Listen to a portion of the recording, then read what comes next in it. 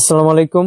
আপনি কিভাবে আপনার আইফোনে অ্যাসিস্টিভ টাচ বের করবেন এই ভিডিওতে আমি দেখাবো, তাই ভিডিওটি সম্পূর্ণ দেখবেন।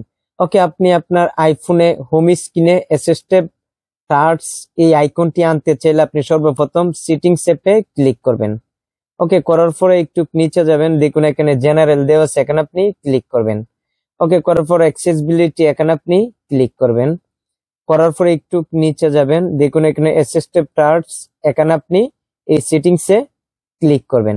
ওকে, করার পরে অ্যাসিস্টিভ টাচ এই অপশনটি আপনি অন করে দিবেন।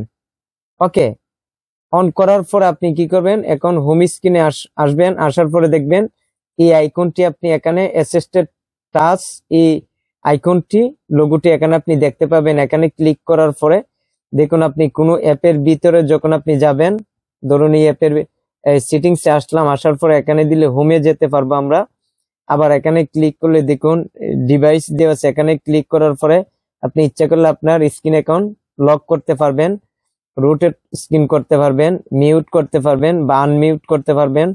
ওকে, দেখুন এখানে ভলিউম আপ এবং ডাউন রয়েছে এখানে, এবং আরো অনেক অপশন রয়েছে, আপনি চাইলে একটা স্ক্রিনশটও নিতে পারেন।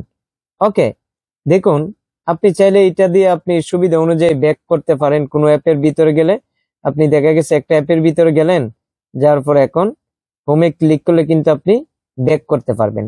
তাই আমি যেভাবে দেখিয়েছি এইভাবে আপনি অ্যাসিস্টিভ বাটন আপনি আপনার আইফোনে অন করতে পারবেন।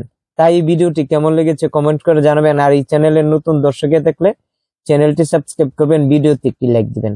তাই সবাই ভালো থাকবেন, আজ এখানে বিদায় নিচ্ছি। খুদা হাফেজ।